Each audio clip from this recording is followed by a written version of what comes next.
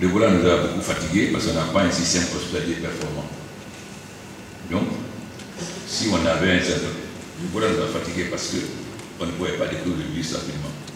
Donc, la première leçon que nous avons tirée, c'est avoir un système santé performant. D'abord, au niveau des sous-préfectures. Il y a 42 centres qui vont être renouvelés et 30 nouveaux centres qui vont être construits. Mais ces centres doivent être dirigés par des médecins. C'est-à-dire qu'il y aura l'accouchement pour les femmes dans la sous-préfecture, avec une salle d'accouchement, une salle d'isolement pour les maladies contagieuses comme le choléra par exemple, où on peut ensuite, la médecine générale et aussi le logement, le bureau du médecin.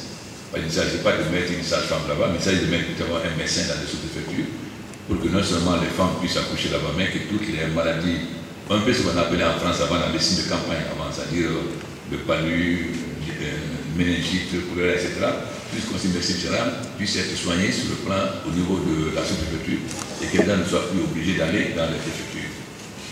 Le deuxième, c'est d'avoir des recherches au niveau régional, centre hospitalier, qui en même temps qui allie la santé et la formation médicale.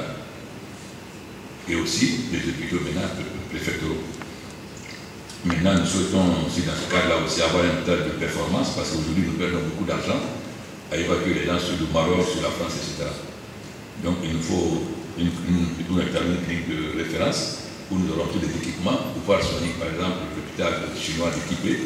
Nous avons des médecins qui nous peuvent avoir des médecins de la coopération avec la Chine, mais il nous faut un certain nombre d'appareils qui nous manquent aujourd'hui. Donc ça c'est le premier point. Le deuxième point, l'Ebola nous a fatigués parce qu'on n'a pas de route. L'Ebola s'est développé en forêt, pour aller en forêt c'est extrêmement difficile parce qu'il n'y a pas de route, pas de route donnée. Il faut partir utiliser l'hélicoptère. Donc si nous voulons ne plus subir les conséquences d'une maladie, ça peut toujours venir, on ne peut pas empêcher de maladie de venir, mais il faut développer des infrastructures routières, c'est-à-dire il faut goudronner les routes. Ça, c'est la deuxième leçon que nous avons tirée. La troisième leçon, c'est de favoriser l'entrepreneuriat guinéen et africain. Parce que lorsqu'il y a eu l'Ebola, beaucoup d'exploitants sont partis, ils ont fermé les usines. Donc si nous ne voulons plus subir de telles conséquences, il faut qu'on développe l'entreprise privée en Guinée. Il faut qu'on amène les importateurs guinéens à privilégier l'industrie plutôt que le commerce. Et aussi les Africains. Dernièrement, nous avons reçu une forte délégation d'hommes d'affaires du Nigeria, puisque les hommes d'affaires déjà ont beaucoup de moyens de bon nombre, non seulement favoriser les hommes d'affaires privés, mais développer le partenariat public-privé, c'est-à-dire l'État actionnaire minoritaire, mais pour soutenir les privés guinéens et les privés extérieurs. Parce que si les usines sont, c'est les usines dirigées par les Guinéens, les Africains, et que les volets ne vont pas partir parce qu'ils sont là. Donc déjà, aujourd'hui, nous allons signer avec Toubuna tout à l'heure pour l'installation d'une usine d'engrais. Parce qu'acheter d'engrais à l'extérieur, ça nous coûte des devises et ça fait monter le doctorat. Par contre, si nous avons une usine d'engrais sur place, nous payons en francs guinéens. C'est suivi aussi de l'installation d'une usine d'alimentation du bétail. Parce qu'au niveau des élevages, nous avons beaucoup de problèmes.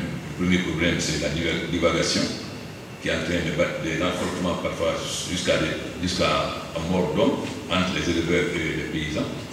Donc la condition de l'usine d'alimentation qui peut-être va se faire rapidement, bétail comme volaille, va permettre de développer les rangs, c'est-à-dire de parquer les bœufs, ce qui va empêcher d'aller divaguer sur les champs, et en même temps diminuer le vol de bétail, mais en même temps essayer nous avons une vache, une race d'Amba qui est très solide, mais qui n'est pas très grosse. Donc aussi maintenant commencer les sélections, le croisement.